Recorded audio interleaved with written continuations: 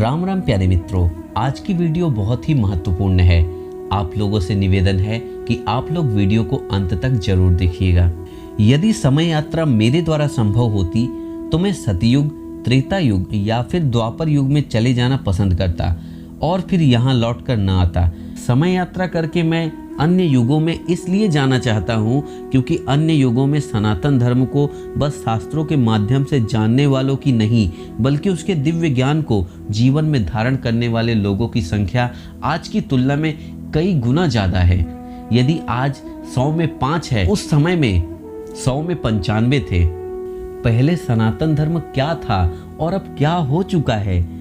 School व्यवस्था अंग्रेजों ने लाई, अन्यथा यहाँ पर तो प्राचीन गुरुकुल पद्धति से ही शास्त्र ज्ञान के साथ साथ भूगोल, रसायन, अर्थशास्त्र जैसे आदि विषयों को पढ़ाया जाता था।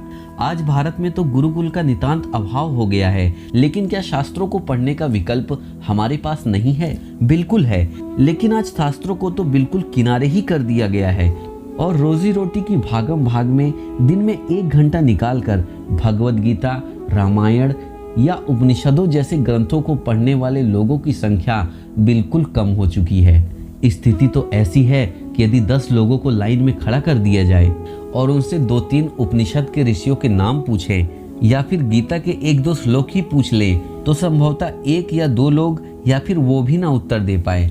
और आपको पता है, यही वो लोग हैं जिनके मन से सनातन धर्म की छवि को बहुत ही आसानी से मिटाया जा सकता है। यही वो लोग हैं जिनके मन में सनातन धर्म के अमृत रूपी ज्ञान को तोड़ मड़ोड़ कर पेश करके इनके मन को बहुत ही आसानी से भ्रमित किया जा सकता है, क्योंकि इनमें शास्त्र के ज्ञान का अभाव होता है।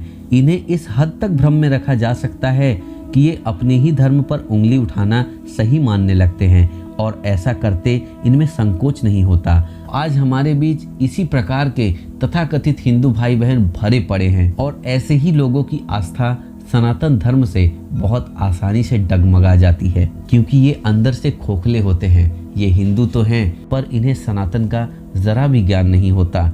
यदि आपके पास समय का अभाव है तो कम से कम भगवद गीता के 1 श्लोक को प्रतिदिन पढ़कर समझिए। मुझे तो लगता है कि सनातन धर्म से जुड़े जो गहरे प्रश्न हैं, यदि उनकी संख्या 100 है तो 95 प्रश्नों के उत्तर तो सिर्फ भगवद गीता को पढ़ के ही पाया जा सकता है। इसलिए आप शुरुआत तो करें, भगवद गीता को पढ़ना शुरू तो कीजिए। आप इसमें जितना गहरे उतर पाओगे उतना ही सनातन धर्म मजबूत होगा। और पता है आपको, सनातन धर्म रूपी इस विराट वटवृक्ष की जड़ों को आज जो दीमक लग गए हैं उसका एकमात्र जिम्मेदार हिंदू ही है। वह शास्त्र के ज्ञान रूपी औषधि से इस वृक्ष को नहीं सींच रहा है, इसीलिए आज सनातन धर्म की यह दशा है। अन्य लोगों की तो बात छोड़ दो मेरे भाइयों, सनातन धर्म पर उंगली उठाने वाले लोगों की सबसे ज़्यादा संख्या हमारे हिंदू भाई बहनों की ही है। अपने ही हैं जो उंगली उठाने से कतराते नहीं हैं। इन सब का उत्तरदायी हिंदू ही है, क्योंकि हम सब अपने बच्चों को शास्त्रों से दूर रखते हैं। इतिहास उन्हें पढ़ाते हैं, हम भूगोल पढ़ाते हैं, गणित पढ़ाते हैं, विज्ञान पढ़ाते हैं, लेकिन कितने माता पिता हैं जो अपने बच्चों को शास्त्र पढ़ाते हैं, भगवद गीता पढ़ाते हैं, रामचरितमानस पढ़ाते हैं? ऐसे माता पिता बहुत ही कम होंगे जो अपने बच्चों को शास्त्रों का ज्ञान देते हैं। और आज जितनी भी गड़बड़ी मची पड़ी है, इन सब का जिम्मेदार खुद हिंदू ही है। क्या सनातन संस्कृति को संजोए रखने का दायित्व सिर्फ ब्राह्मण का है? क्या शास्त्र सिर्फ ब्राह्मण ही पढ़े? आप नहीं पढ़ सकते?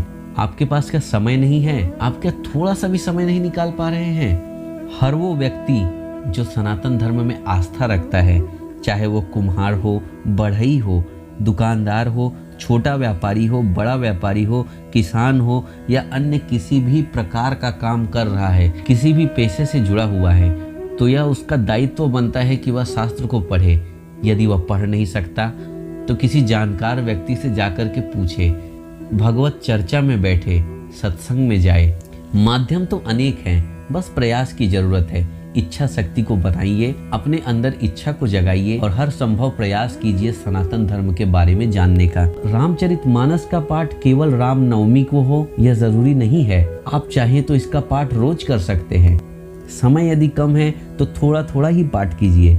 यह जरूरी नहीं है कि बस नवरात्रि में ही माँ दुर्गा को याद किया जाए या फिर दुर्गा सप्तशती का पाठ किया जाए। आप चाहें तो माँ को रोज याद कर सकते हैं। पहले आप शुरुआत तो कीजिए। सनातन धर्म की जड़ों पर जो दीमक लगे हैं उसे मात्र हमारे और आपके सम्मिलित प्रयासों से ही हटाया जा सकता है। तभी यह ज्ञान धारा जो हमें पूर्वजों से प्राप्त हुई है आगे की पीढ़ी तक बढ़ पाएगी। नहीं तो यह दिन पर दिन बिगड़ते जा रहा है।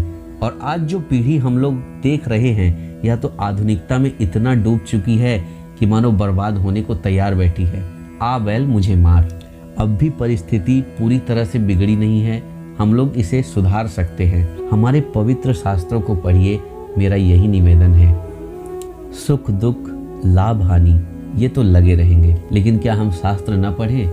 यह तो जरूरी नहीं है, हम पढ़ ही सकते हैं। धन्यवाद मित्रों, आज के लिए आज्ञा चाहता हूँ। फिर मिलते हैं अगली वीडियो में।